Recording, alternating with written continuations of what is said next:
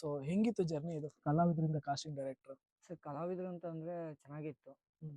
ಅದರಿಂದ ತುಂಬಾ ಕಷ್ಟಪಟ್ಟಿದ್ದೀನಿ. ಆಕ್ಚುಲಿ ನಂದು ಓದಿರೋದು 9th. ಓಕೆ.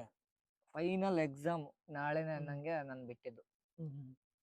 ಅವಾಗ ನಮ್ಮೂರಲ್ಲೇ ಒಂದು ಸೀರಿಯಲ್ ಶೂಟಿಂಗ್ ನಡೀತಾ ಇತ್ತು. ನಮ್ದು ಊರು ಬಂದು ನಾಗಮಂಗಲ. ನಾಗಮಂಗ್ಲನಾ? ನಾಗಮಂಗ್ಲದಲ್ಲಿ ಒಂದು ಸಿನಿಮಾ ಶೂಟ್ ಮಾಡಿದೀವಿ ನಾವು. 10ನೇ ಕ್ಲಾಸ್ ಸ್ವಲ್ಪ ನಾಗಮಂಗಲದಲ್ಲಿ ಒಂದು ಸೀರಿಯಲ್ ಶೂಟಿಂಗ್ ನಡೀತಾ ಇತ್ತು, ಕುಲಬುದು ಅಂತ. ಓಕೆ. ಅಲ್ಲಿಂದನೇ ಜರ್ನಿ ಸ್ಟಾರ್ಟ್ ಆಗಿದ್ದು. ಅಲ್ಲಿಂದ ಬಂದನು ಹಂಗೆ ಕುಲಬದು, ಪುಟ್ಗೌರಿ ಮದುವೆ, ಹಿಂಗೆ ಅಗ್ನಿಸಾಕ್ಷಿ, ಇದೆಲ್ಲ ಒಂದೇ ಆರ್ಟಿಸ್ಟ್, ಜೂನಿಯರ್ ಆರ್ಟಿಸ್ಟ್ ಆಗಿ ಮಾಡ್ಕೊಂಡು ಸರಿಸುಮಾರು 2 ಸೀರಿಯಲ್ ಅಲ್ಲಿ ಮೇನ್ ಪ್ರೊಡಕ್ಷನ್ ಮ್ಯಾನೇಜರ್ ಆಗಿ ವರ್ಕ್ ಮಾಡಿದ್ದೀನಿ ಸ್ಟಾರ್ ಸುವರ್ಣದಲ್ಲಿ. ಅದಾದ್ಮೇಲೆ ಒಂದೊಂದಾಗಿ ಸಿನಿಮಾಗಳ ಅವಕಾಶ ಮಾಡ್ತಾ ಮಾಡ್ತಾ ಮಾಡ್ತಾ ಮಾಡ್ತಾ ಹಂಗೆ ಅವಕಾಶಗಳು ಈಗ 3 years ಇಂದ ಸ್ವಲ್ಪ ಬ್ರೇಕ್ ಆಗಿದೆ ಹೆಲ್ತ್ ಇಶ್ಯೂ ಇಂದ. ಈಗ ಕಂಟಿನ್ಯೂಸ್ ಮಾಡ್ತಾ ಇದ್ದೀನಿ. ಆಲ್ರೆಡಿ ಒಂದು 3 ಪ್ರಾಜೆಕ್ಟ್ಗೆ ಸೈನ್ ಮಾಡಿದ್ದೀನಿ. ಈಗ ಅದನ್ನೂ ಮಾಡ್ಕೊಂಡು ಜೊತೆಗಿರೋರ್ನು ಬೆಳೆಸೋಣ ಅಂತ ಸ್ವಲ್ಪ ಮಾಡ್ತಾ ಇದೀವಿ ನಾವು ಟೀಮ್ ವರ್ಕ್ ಮಾಡ್ಕೊಂಡು. ಸೂಪರ್. ನೋಡಿ, ಕಾಸ್ಟಿಂಗ್ ಡೈರೆಕ್ಟರ್ ಅಂದ್ರೆ ಯಾರಿಗ ಅರ್ಥ ಆಗ್ತಿಲ್ಲ ಅಂದ್ರೆ, ಕಾಸ್ಟಿಂಗ್ ಡೈರೆಕ್ಟರ್ ಅಂದ್ರೆ ಕಲಾವಿದ್ರನ್ನ ನನ್ನ ಸೀರಿಯಲ್ ಅಥವಾ ಸಿನಿಮಾ ಮಾಡ್ತಾ ಇದ್ದೀನಿ, ಇದಕ್ಕೆ ನನಗೆ ಬೇಕು ಅಂತ ಡೈರೆಕ್ಟರ್ ಹೇಳ್ತಾರೆ. ಸೊ ಆಗ ಆ ಜವಾಬ್ದಾರಿ ತಗೊಳ್ಳೋ ವ್ಯಕ್ತಿ ಇವರಾಗಿರ್ತಾರೆ. ಯಾವುದೇ ಒಂದು ಪಾತ್ರ ಬರಲಿ, ಅಡುಗೆ ಪಾತ್ರ ಆಗಿರಲಿ ಅಥವಾ ಹೀರೋಯಿನ್ ಕ್ಯಾರೆಕ್ಟರ್ ಆಗಿರಲಿ, ವಿಲನ್ ಕ್ಯಾರೆಕ್ಟರ್ ಆಗಿರಲಿ, ಪೊಲೀಸು, ಡಾಕ್ಟ್ರು, ಸ್ವಪ್ಮಾರ್ ಒಂದು ಕ್ಯಾರೆಕ್ಟರ್, ಯಾವುದೇ ಇದ್ರೂ ಅದೆಲ್ಲ ಕಲಾವಿದ್ರು ಒಂದು ಸೀರಿಯಲ್ ಆಗಲಿ ಸಿನಿಮಾ ಆಗಲಿ ಕಂಪ್ಲೀಟ್ ಇವ್ರ ಜವಾಬ್ದಾರಿ ಆಗಿರುತ್ತೆ. ತಲುಪಿಸೋದು, ಅವ್ರಿಗೆ ಕಮ್ಯುನಿಕೇಟ್ ಮಾಡುವಂಥದ್ದು. ಸೊ ಈ ರೀತಿ ಎಲ್ಲ ಕೆಲಸಗಳನ್ನ ಇವರು ಮಾಡ್ಕೊಂಡು ಬಂದಿದ್ದಾರೆ. ಸೊ ಜೆನ್ಯೂನ್ ಆಗಿ ಕೆಲಸ ಮಾಡ್ತಿದ್ದಾರೆ, ಅದಕ್ಕೆ ಹೆಸರು ಉಳಿಸ್ಕೊಂಡಿದ್ದಾರೆ.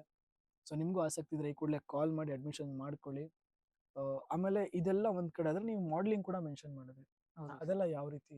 ಈಗ ಮಾಡೆಲ್ಸ್ ಆಗ್ಬೇಕಂತ ತುಂಬಾ ಜನ ಇಂಟ್ರೆಸ್ಟ್ ಇರ್ತಾರೆ. ಆಕ್ಚುಲಿ ನಮ್ದು ಆಲ್ರೆಡಿ ಒಂದು ಮಾಡೆಲಿಂಗ್ ಏಜೆನ್ಸಿಗೆ ಮೈಸೂರಲ್ಲಿ ಒಂದು ಫ್ಯಾಷನ್ ಶೋ ನಡೀತು.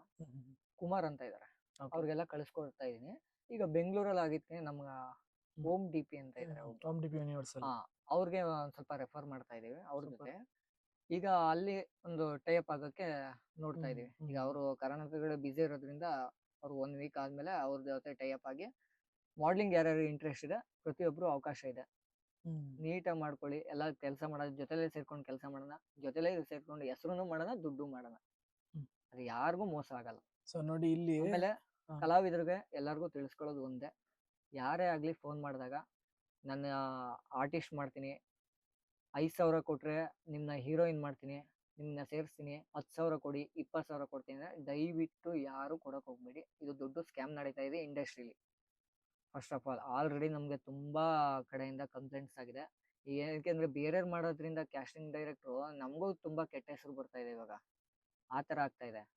ಇರುತ್ತೆ ಅವ್ರವ್ರ ಫೀಸು 1-2 ಆ ತರ ಇರುತ್ತೆ. ಯಾರು 10,000 ಇಸ್ಕೊಂಡು ನಾವು ಅವಕಾಶಗಳು ಕೊಡ್ತೀನಿ ಅಂತ ಆಕ್ಟಿಂಗ್ ಕ್ಲಾಸ್ಗೆ ಹೋಗಿ, ಆಕ್ಟಿಂಗ್ ಕ್ಲಾಸ್ ಏನು ತೊಂದರೆ ಇಲ್ಲ, 20,000 ಇಸ್ಕೊತಾರೆ, 30,000 ಇಸ್ಕೊತಾರೆ. ಆದ್ರೆ ಸುಮ್ನೆ ಕ್ಯಾಸ್ಟಿಂಗ್ ಡೈರೆಕ್ಟರ್ಗೆ ಅಮೌಂಟ್ ಕೊಡ್ಕೊಂಡು ಇದ್ ಮಾಡ್ಕೊಳ್ಳೋದಾದ್ರೆ ದಯವಿಟ್ಟು ಮಾಡಕ್ ಹೋಗ್ಬೇಡಿ. ಇಲ್ಲ, 16,000 20,000 ಕೊಟ್ಟಿದ್ದಾರೆ ನನ್ನ ಸ್ಟೂಡೆಂಟ್ಸ್ಗಳು ಇಷ್ಟೊಂದು ಜನ, ಗೊತ್ತಿಲ್ದಲೆ ಸ್ಟೂಡೆಂಟ್ ಆಗೋದಕ್ಕೆ ಮುಂಚೆ ಫೋಟೋ ಶೂಟ್ ಮಾಡಿಸ್ತೀವಿ, ನಿಮ್ಗೆ ಸೀರಿಯಲ್ ಕಳಿಸ್ತೀವಿ, ಸಿನಿಮಾ ಕಳಿಸ್ತೀವಿ ಅಂತ 16,000 20,000 ಹಂಗೆ ಇಸ್ಕೊಂಡು ಇವಾಗ 25,000 ಮಾಡಿದ್ದಾರೆ ಫೋಟೋ ಶೂಟ್. 4 ಡ್ರೆಸ್ ಹಾಕೊಂಡು ಫೋಟೋ ಶೂಟ್ ಮಾಡಿಸ್ಕೊಡ್ತಾರೆ, ಅವಕಾಶಗಳು ಕೊಡಲ್ಲ. ತುಂಬಾ ಕಡೆ ಆಗಿದೆ ಸರ್. ಸ್ಟಾರ್ಟಿಂಗ್ ಇಂಡಸ್ಟ್ರಿ ಬಂದಾಗ ನನಗೂ ಆಗಿದೆ. 4-5 ಸೀರಿಯಲ್ ಬುಕ್ ಮಾಡಿ ಮ್ಯಾನೇಜರ್ ಆದ್ಮೇಲೆ ನಾನು ಎಷ್ಟು 25,000 ಕೊಟ್ಟು ಫೋಟೋ ಶೂಟ್, ಅದು ಫೋಟೋ ಶೂಟ್ ಆಫೀಸಲ್ಲೂ ಮಾಡಲ್ಲ. ಯಾವ್ದೋ ಒಂದ್ ಮನೆ ಕಟ್ತಾರೆ, ಸುಮ್ನೆ ಅವ್ರ ಮೊಬೈಲ್ ಅಲ್ಲೇ ತೆಗಿತಾರೆ, ಎಡಿಟು ಮಾಡಲ್ಲ, ಏನಿಲ್ಲ, ಹಂಗೆ ಕೊಡ್ತಾರೆ.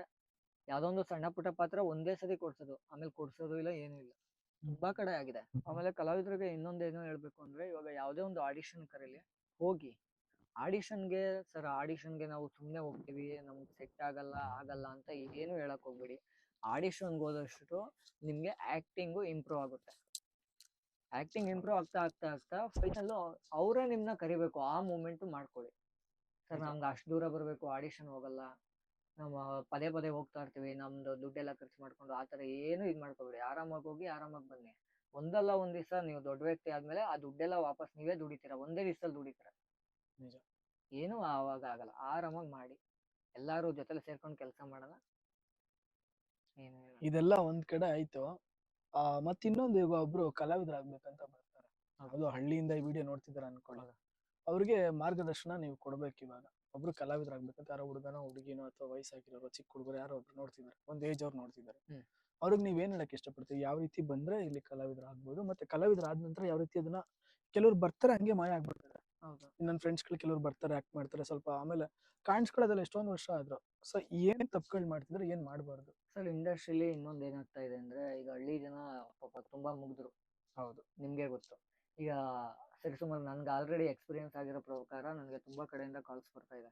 ಕಾಲ್ಸ್ ಬಂದಾಗ ಸರ್ ನಾನು ಆಕ್ಟಿಂಗ್ ಆಗ್ಬೇಕು, ಇಂಟ್ರೆಸ್ಟ್ ಆಗ್ಬೇಕು, ಹೆಂಗ್ ಮಾಡೋದು, ಏನ್ ಜೀವನ ಮಾಡೋದು ಅಂತ. ಈಗ ತುಂಬಾ ಕಡೆ ಏನಾಗಿದೆ, ಯಾವ್ದು ಅಂತ ಮೆನ್ಷನ್ ಮಾಡಕ್ಕಾಗಲ್ಲ, ಪಾಪ ಬರ್ತಾರೆ ಆಡಿಷನ್ ಬರ್ತಾರೆ. ದಯವಿಟ್ಟು ಆಡಿಷನ್ ಬಂದವ್ರಿಗೆ ಏನಾದ್ರು ಅಪ್ಡೇಟ್ ಕೊಡಿ. ಪಾಪ ಅವರು ತುಂಬಾ ದೂರದಿಂದ ಖರ್ಚು ಮಾಡ್ಕೊಂಡ್ ಬಂದಿರ್ತಾರೆ. ಹೌದು. ಆ ಅಪ್ಡೇಟ್ ಕೊಡಲ್ಲ, ಏನು ಇಲ್ಲ, ಸುಮ್ನೆ ಆಮೇಲೆ ನಮ್ಮ ಮೇಲೂ ತಪ್ಪ ಆರೋಪ ಬಂದಿದೆ ಆಲ್ರೆಡಿ. ಸರ್ ಸುನಿಲ್ ಸರ್ ನೀವು ಕರ್ಸ್ತೀರಾ, ಅಪ್ಡೇಟ್ ಕೊಡಲ್ಲ, ಆಡಿಷನ್ ಕರ್ಸ್ತೀರಾ ಏನು. ಪಾಪ ತುಂಬಾ ಬೆಳಗಾಮು, ಹುಬ್ಳಿ ಆ ಕಡೆಯಿಂದ ಎಲ್ಲ ಬರ್ತಾರೆ. ನೋಡ್ಕೊಂಡು ತಿಳ್ಕೊಂಡು, ಈಗ ನೀವು ಯಾವುದೇ ಬಂದ್ರು ಆಡಿಷನ್ ಕರೆ ಬಂದಾಗ, ಒಂದು ಸಿನಿಮಾ ಕರೆ ಬಂದಾಗ ಹಳ್ಳಿ ಜನಗಳಿಗೆ ಹೇಳ್ತಾ ಇರೋದು, ಆ ಫುಲ್ ಬ್ಯಾಕ್ ಗ್ರೌಂಡ್ ಡೀಟೇಲ್ಸ್ ತಿಳ್ಕೊಂಡು ಹೋಗಿ. ಯಾಕೆಂದ್ರೆ ಒಂದೊಂದು ಸಿನಿಮಾ ಯಾವ ತರ ಇರುತ್ತೆ ಹೇಳಕ್ಕಾಗಲ್ಲ. ಅದು ಒಂದೊಂದು ನೀವು ಹಳ್ಳಿ ಪಾತ್ರ ಮಾಡೋಣ ಅಂತ ಬಂದಿರ್ತೀರಾ, ಇಲ್ಲಿ ಸಿಟಿ ಹುಡುಗಿ ಪಾತ್ರ ಇರುತ್ತೆ, ಅದು ನಿಮ್ಗೆ ಇಷ್ಟ ಆಗಲ್ಲ. ಸುಮ್ನೆ ಬರ್ತೀರಾ, ಇಲ್ಲಿ ಸುಮ್ನೆ ಹೋಗ್ತೀರಾ, ಆ ತರ ಏನು ಮಾಡಕ್ ಹೋಗ್ಬೇಡಿ.